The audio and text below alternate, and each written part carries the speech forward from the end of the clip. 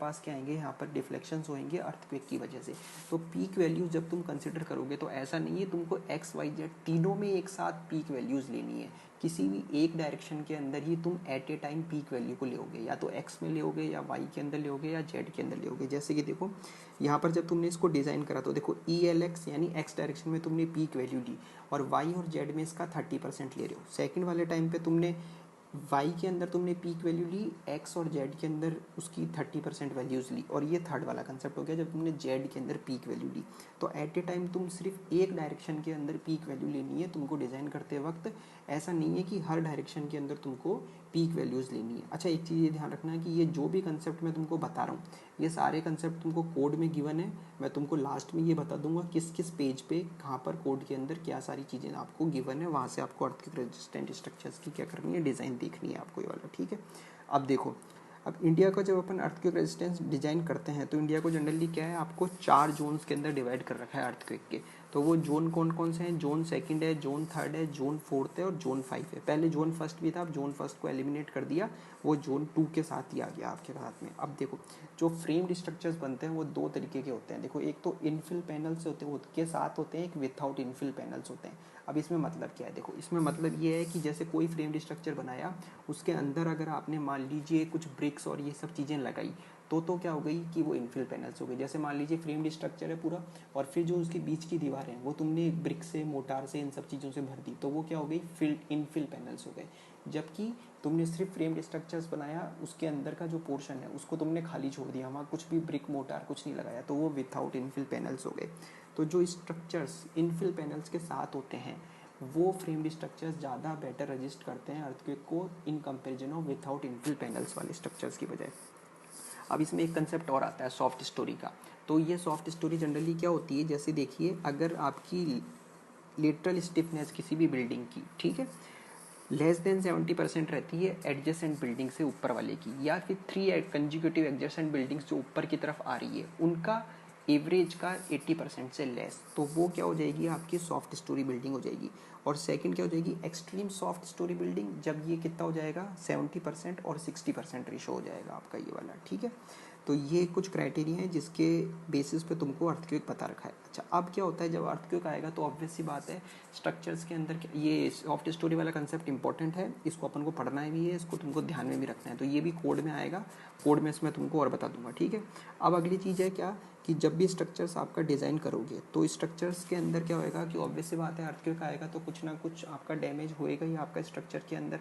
तो अब कितना डैमेज उसके अंदर परमिटेड है या कितना डैमेज उसके अंदर परमिसेबल है, तो ये देखिए। देखो तो जो सबसे पहले क्या होता है, माइनर अर्थक्वेक जब आते हैं तो कि स्ट्रक्चर के अंदर किसी भी तरीके का डैमेज नहीं होना चाहिए। सेकंड क्या होता है, मीडियम ग्रेड के अर्थक्वेक आ रहे हैं मान लीजिए, तो उसके अंदर जो आपका स्ट्रक्चरल पार्ट है वो तो डैमेज नहीं होना चाहिए, बट जो नॉन स्ट्रक्चरल पार्ट है उसका डैमेज क्या है, परमिसेबल है। और मान लीजिए बहुत ज़्यादा एक्सट्रीम ग्रेड के अर्थक्वेक आ रहे हैं, बहुत ज़्यादा एक्सट्रीम मैग्नीट्यूड के अर्थक्वेक आ रहे हैं, तो damage of structural non structural part come permitted है दोनों, बट कोलेप्स ऑफ स्ट्रक्चर आपका क्या है, नहीं होना चाहिए। इस बेसिस पे अपन क्या करते हैं, डिज़ाइन करते हैं।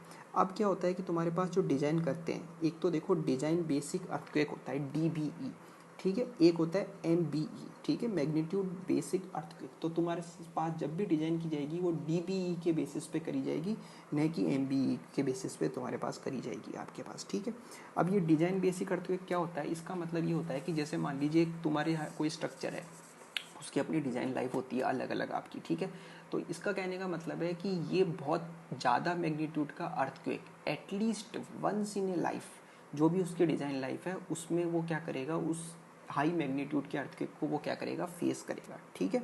तो अभी जैसे देखो यहाँ पर, तो अब स्ट्रक्चर लाइफ जैसे तुम जानते हो कि रेजिडेंशियल बिल्डिंग्स के लिए 50 ईयर्स होती है, ब्रिजेस के लिए 100 ईयर्स होती है, डैम्स के लिए 300 ईयर्स, और जो आर्किटेक्चरल बिल्डिंग्स है, मोन्यूमेंटल बिल्डिंग्स है, उनके लिए 500 ईयर्स, जैसे ताजमहल इन तरीके से मान लीजिए। अब मैग्नीट्यूड मान लीजिए और रिटर्न पीरियड मान लीजिए। देखिए अगर जैसे एक चीज़ तुमको पता है, कोई अर्थक्वेक है उसका मैग्नीट्यूड तुम्हारे पास क्या है, कम है, तो उसका जो रिटर्न पीरियड होएगा वो क्या होएगा, फटाफट आएगा।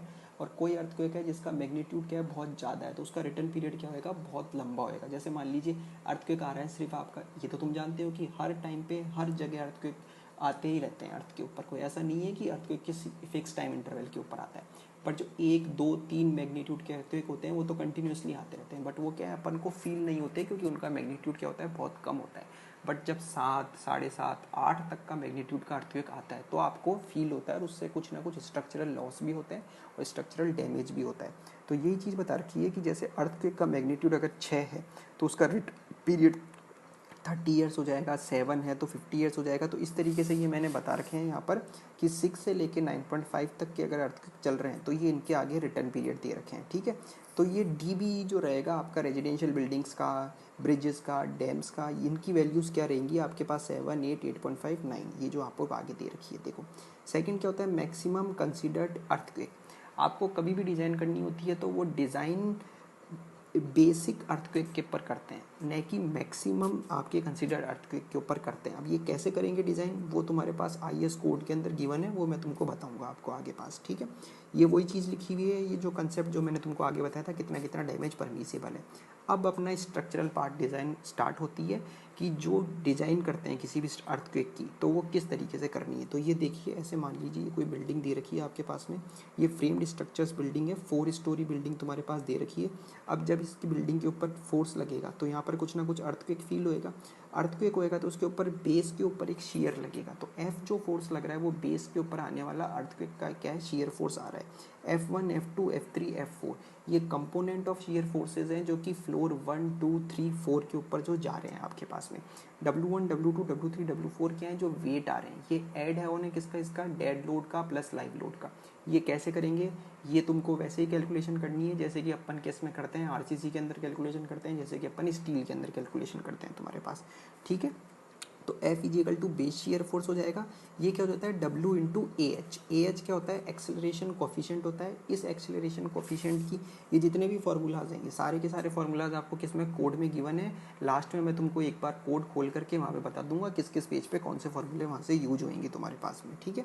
अब ये एक्सेलरेशन कोफिशिएंट का फार्मूला ये होता है, ये स्टैटिक मेथड यूज में ले रहे हैं अपन डिज़ाइन के लिए। अच्छा, अब जो लाइव लोड को जब अपन यूज में लेंगे तो लाइव लोड को पार्शियली कंसिडर किया जाता है, लाइव लोड को फुल कंसिडर नहीं करते। जैसे जब भी तुमको डेड लोड लोगे कैलकुलेशन के अंदर तो वो तो फुल कंसिडरेशन में लोगे, जबकि लाइव लोड को पार्शियली तुमको लेना है डिज़ाइन करते वक्त। तो ये क्या कह रहा है कि लाइव लोड अगर 3 किलो न्यूटन तक का है तो उसका सिर्फ 25% लेना है।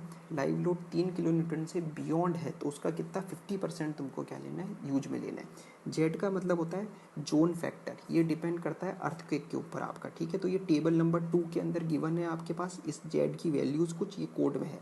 आई का मतलब होता है इंपॉर्टेंस फैक्टर, जो कि बिल्डिंग कितनी इंपॉर्टेंट है आपके लिए। तो देखो टेबल नंबर 2 में देखोगे तो ये देखो जोन फैक्टर, अगर जोन सेकंड में है, जोन थर्ड में है, जोन फोर्थ में है, जोन फिफ्थ में है, तो ये सिस्मिक इंटेंसिटी की जो वैल्यू है, लो, मॉडरेट, सीवियर, वेरी सीवियर, तो ये देखो ये सारी वैल्यूज यहाँ पर आपको गिवन है।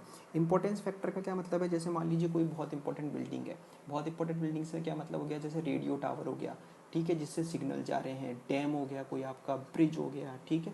तो ये सब तो इंपॉर्टेंट बिल्डिंग्स है। और जनरल बिल्डिंग्स जो होंगी, अपने घर हैं, ये सब कुछ है, ये किसके अंदर आ जाएंगी, ऑल अदर बिल्डिंग्स में। तो इंपॉर्टेंट फैक्टर इंपॉर्टेंट बिल्डिंग्स का तो 1.5 रहेगा, जनरल बिल्डिंग्स का 1 रहेगा आपके पास में, ये ठीक है। अब ये क्या कह रखा है, ये जो जेड की वैल्यू आई निकल करके टेबल नंबर 2 से, ये MCE के लिए गिवन है। बट आपको किसके लिए डिज़ाइन करना है, आपको DBE के लिए, मैंने तुम्हें आगे बताया था। तो वो इसलिए अपन इसका 50% लेंगे, तो Z/2 यहाँ पर क्या लेंगे, इसकी वैल्यू लेंगे अपन, ठीक है। R का मतलब होता है रिस्पॉन्स रिडक्शन फैक्टर। ये डिपेंड करता है किसके ऊपर, डक्टिलिटी ऑफ स्ट्रक्चर्स के ऊपर। अगर ज़्यादा डक्टाइल स्ट्रक्चर है तो ज़्यादा होएगा, इसकी वैल्यू 1 से लेकर के 5 तक लेके चलते हैं अपन, ठीक है। तो I/R का वैल्यू क्या होती है, लेस देन 1 होनी चाहिए, उससे ज़्यादा नहीं होनी चाहिए। अच्छा, तीसरी जो होती है SA/G, acceleration response, acceleration average response acceleration coefficient. इसको ड्राइव करने के लिए आपके पास में कोड में एक टेबल गिवन है, जैसे कि मान लीजिए टाइप 1, टाइप 2, टाइप 3। ये क्या मतलब है, बेस का मतलब। जैसे कि अभी कुछ न्यूमेरिकल करेंगे उसमें समझेंगे अपन कि जैसे मान लीजिए कोई ग्राउंड है, ग्राउंड के ऊपर सॉइल है, तो वो एक सॉफ्ट सॉइल है, एक मीडियम सॉइल है, एक हार्ड सॉइल है। तो सॉफ्ट फर्स्ट तो रॉक हो गया, तो वो कर्व हो गया टाइप 1 वाला। मीडियम सॉइल हो गई तो टाइप 2, तीसरी टाइप की सॉइल हो गई सॉफ्ट सॉइल, तो टाइप 3।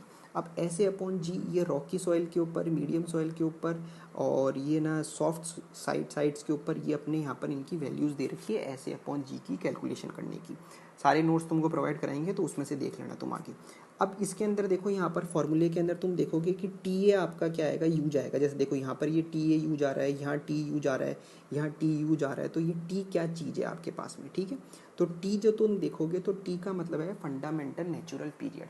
अब फंडामेंटल नेचुरल पीरियड को निकालने के दो तरीके हैं। पहला तरीका तो क्या है कि एक इनफिल वॉल्स के साथ में है तो, और एक विदाउट इनफिल वॉल्स के साथ में है। तो देखो एक तो विदाउट इनफिल वॉल्स के साथ में तो आरसी फ्रेम्ड स्ट्रक्चर्स के लिए T a fundamental natural period 0.075 H upon 0.75 होता है और 0.85 एच अपॉन 0.75 हो जाएगा स्टील फ्रेम्स के लिए, जहाँ पर एच का मतलब होता है हाइट ऑफ बिल्डिंग की बेस से लेकर के हाइट ऑफ बिल्डिंग टॉप तक क्या आ रही है, जो अंडरग्राउंड पोर्शन है उसको अपन इंक्लूड नहीं करना है, ये विथआउट इनफिल है। और जिसको विथ इनफिल पैनल्स के साथ में, यानी जैसे ब्रिक्स तुमने अंदर लगा दी, तो टी ए का फॉर्मूला आपका ये हो जाएगा 0.09 एच अपॉन √d, ठीक है। एच का मतलब वही है जो मैंने तुमको अभी बताया था, और बी का मतलब है बेस डायमेंशन, मतलब L into B B into L जो आ रही है आपकी, एल इंटू बी जो आ रही है, और एच का मतलब क्या हो गया, हाइट ऑफ बिल्डिंग हो गई। अब क्या होता है, जैसे जो तुमने बेस शियर फोर्स निकाला वो आगे बता ही दिया था मैंने तुमको, वो क्या होएगा पूरी बिल्डिंग के ऊपर डिस्ट्रीब्यूट होएगा। कैसे, F1 F2 F3 F4 के टर्म्स में आपका। तो इसका डिस्ट्रीब्यूशन कैसे होएगा, ये इस जनरल फॉर्मूले से निकल के आता है, जिसके अंदर F into WI/HI² upon summation of WI/HI², ये है, ये क्लॉज है कोड के अंदर। उस क्लॉज के अकॉर्डिंग अपन देखेंगे, और ये मैं तुमको बता देता हूँ एक बार क्लॉज नंबर कौन सा है जिसके ऊपर ये गिवन है, ये वाली चीज़ आपको कोड के अंदर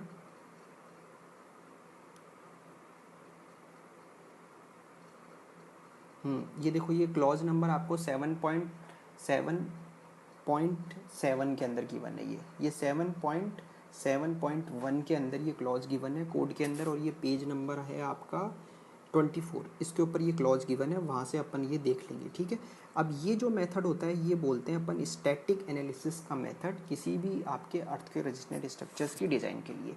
ये पूरा डिज़ाइन पार्ट तुम्हारा पूरा हो गया है। अब मैं इसके ऊपर तुमको क्या कराऊंगा, न्यूमेरिकल कराऊंगा, ठीक है।